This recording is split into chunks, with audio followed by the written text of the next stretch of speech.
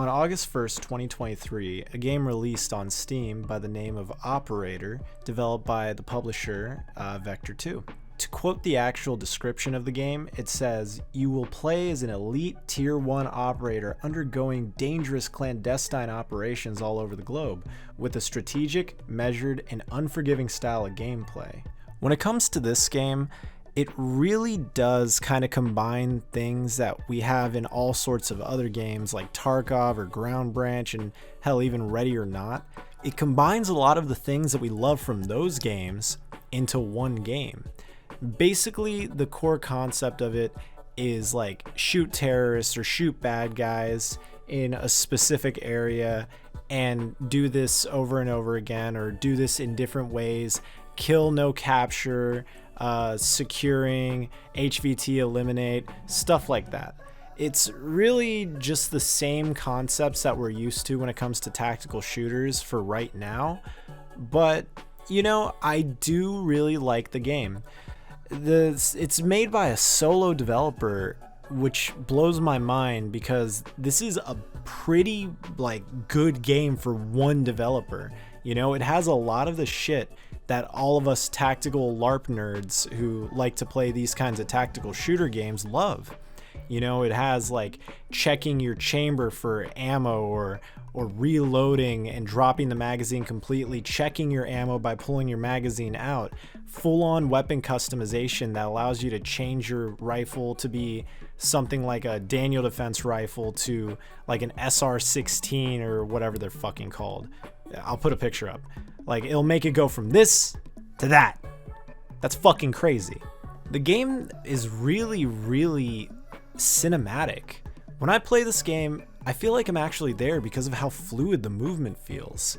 The gunplay is absolutely amazing. It feels very snappy, very crisp, and I feel like whenever I miss my shots, it's my fault.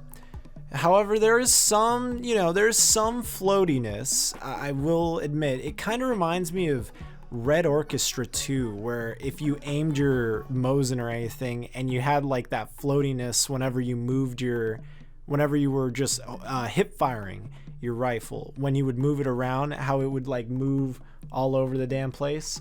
That's kind of what it reminds me of.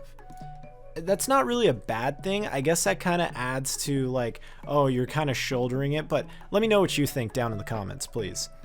There's a decent amount of weapon choices. I've seen Scar H's, Scar L's, Mark 18s, HK416s, stuff like that.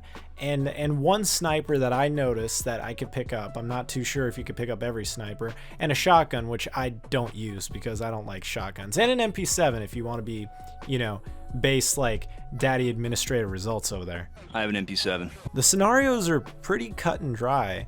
There's a house raid, which is supposed to be a house raid on a terrorist cell in the US, which is pretty, I don't know, based. But there's also one where you're out in the woods basically attacking Russian special forces who have attacked a US convoy, if I'm paragraphing that right, or paraphrasing that right. What the fuck? There's also one that takes place in Afghanistan, which, you know, I didn't record because I didn't like that mission. That mission really was very, very empty. There was not really much going on there, if you ask me personally. I love the house clean one, or cleaning house one. I love the, I think it's sensitive information. I can't remember at this point. It's really late.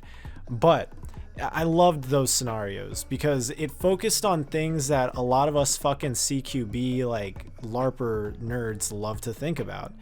The field fighting mixed in with CQB. When it comes to games like Ground Branch, a lot of people love to do CQB. That's why they make their weapons short, or that's why they, you know, like move in a particular order with their friends, stack up on doors and everything, because people like CQB. It's fun. It's fun to cooperate with your friends like that. This game, I feel like, does that perfectly. Moving into a house and meticulously clearing it with people is just so fluid and so interesting. Hell, I did a split breach where I breached from the back door while my friend breached from the front door. I shot everybody through the back door and I met him in the foyer of the actual house. It was crazy, you know? This kind of CQB is really what a lot of people like about these games. At least that's what I imagine, because I saw the house raid being done more often than any other raid.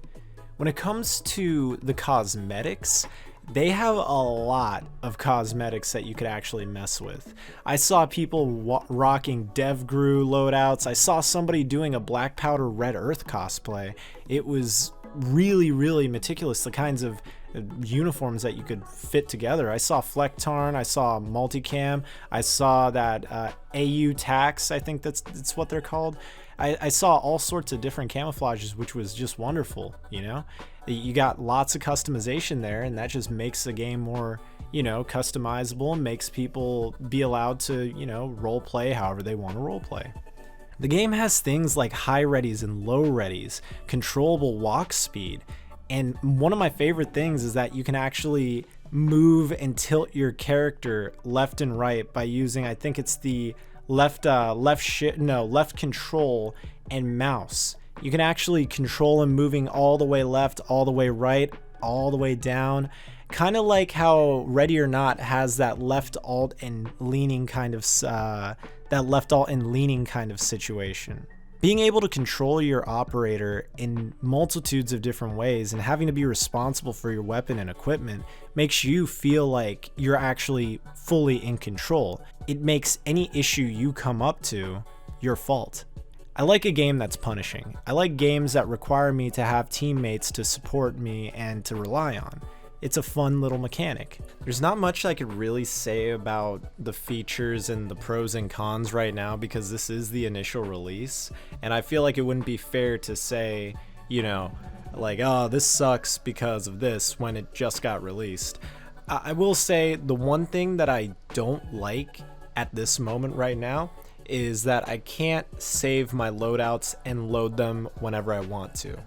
No saving loadouts is really the biggest thing for me because I want to get back into the action right after I'm done with the operation. I want to get right back into it, but I can't because I need to customize my rifle or take a completely stock rifle.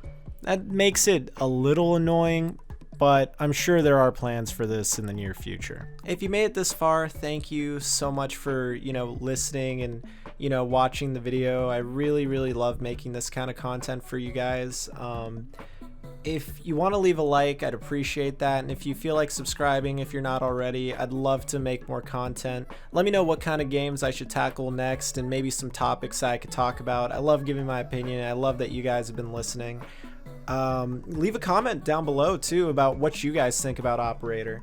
It's $20 on Steam as of right now, and I think that you should definitely give it a purchase and support the developer a little bit, but that's just me personally.